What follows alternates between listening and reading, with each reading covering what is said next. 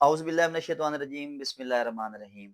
मैं Waseem Sarfaraz Hasam, advocate high court, law with अल कायम के प्लेटफॉर्म से आपसे मुखातिब हूँ।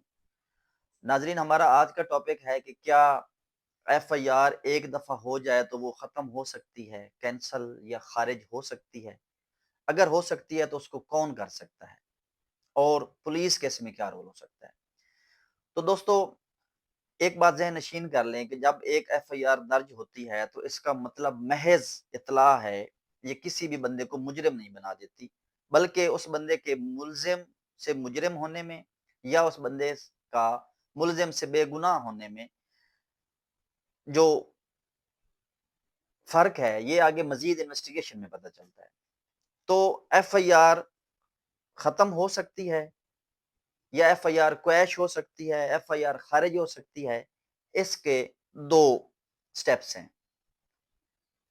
पहला स्टेप ये है कि जब एक एफआईआर होती है, पुलिस उसको इन्वेस्टिगेट करती है उस मामले को, तो इन्वेस्टिगेशन में ये मामला सामने आता है कि वक़ूआ तो सरज़द ही नहीं हुआ, या उस वक़ूए में जो इल्ज़ाम लगाया गया है वो बेबुनियाद है, या उस वक़ूए में जिस बंदे को नॉमिनेट किया गया है वो तो बेगुनाह है, उसका कोई रोल ही नहीं है, या कोई भी ऐसे शवाहिद मिलते हैं जो वक़ूए को झूठा या मुल्ज़िम को बेगुनाह साबित करते हैं, तो पुलिस एक इखराज रिपोर्ट, बड़ी मशहूर ये टर्म है, जिसको कैंसलेशन रिपोर्ट भी कहते हैं।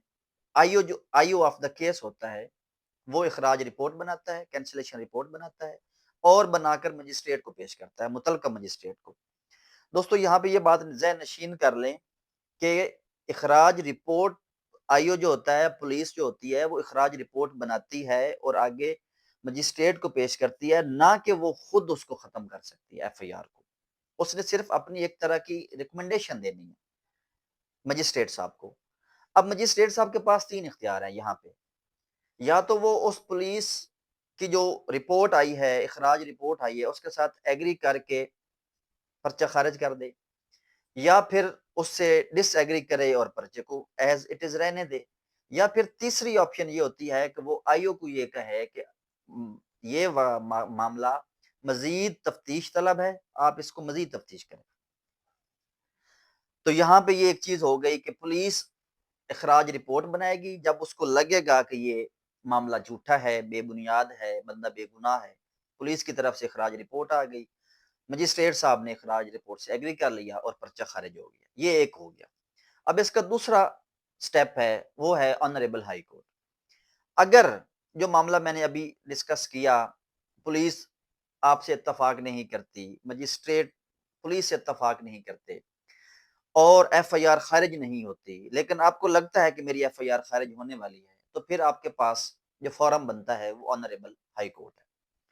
ऑनरेबल हाई कोर्ट में यही प्ली ली जा सकती है कि जी, मेरा जो एफआईआर मेरे ऊपर हुई है वो बेबुनियाद है, झूठी है। कोई जो कॉग्निजेंस थी पुलिस की वो बनती ही नहीं थी। ऐसा कोई जुर्म हुआ नहीं है जिसकी कॉग्निजेंस वो डायरेक्ट ले सकती है, या फिर कोई कंप्रोमाइज हो गया पार्टीज के माबैन, तो उस बुनियाद पर हाई कोर्ट में ये ग्राउंड्स ली जा सकती हैं और इन ग्राउंड्स के ऊपर ऑनरेबल हाई कोर्ट अगर उसको मुतमईन कर लिया जाए तो वो एफआईआर को क्वैश कर देती है, एफआईआर को कल अदम करार दे देती है। इसको बोलते हैं क्वैशमेंट ऑफ एफआईआर। जो हमने पहले जिक्र किया, पुलिस, आईओ, मजिस्ट्रेट, उसको इखराज रिपोर्ट बोलते हैं, और जो ऑनरेबल हाई कोर्ट में मामला आएगा उसको बोलते हैं क्वैशमेंट ऑफ एफआईआर। वो अगर हाई कोर्ट मुतमईन हो जाए तो वो मामले को, एफआईआर को वो क्वैश कर देगी और आपका पर्चा जो है वो कल अदम करार दे दिया जाएगा और बंदा जो है वो एज इट इज पोजीशन पर आ जाएगा जैसे कि वो एफआईआर होने से पहले था। तो दोस्तों, ये थी हमारी आज की वीडियो। अगर आप हमारी मजीद वीडियोस देखना चाहते हैं तो हमारे चैनल को सब्सक्राइब करें, बेल आइकन ज़रूर दबाएं। इंशाल्लाह इससे हमें फ़ायदा हो ना हो, आपको ज़रूर फ़ायदा होगा। इसके अलावा अगर आप हमसे कानूनी मुआवनत लेना चाहते हैं, कानूनी रहनुमाई लेना चाहते हैं, तो हमारा नंबर बायो में मेंशन्ड है। इंशाल्लाह मिलते हैं अगली वीडियो के साथ।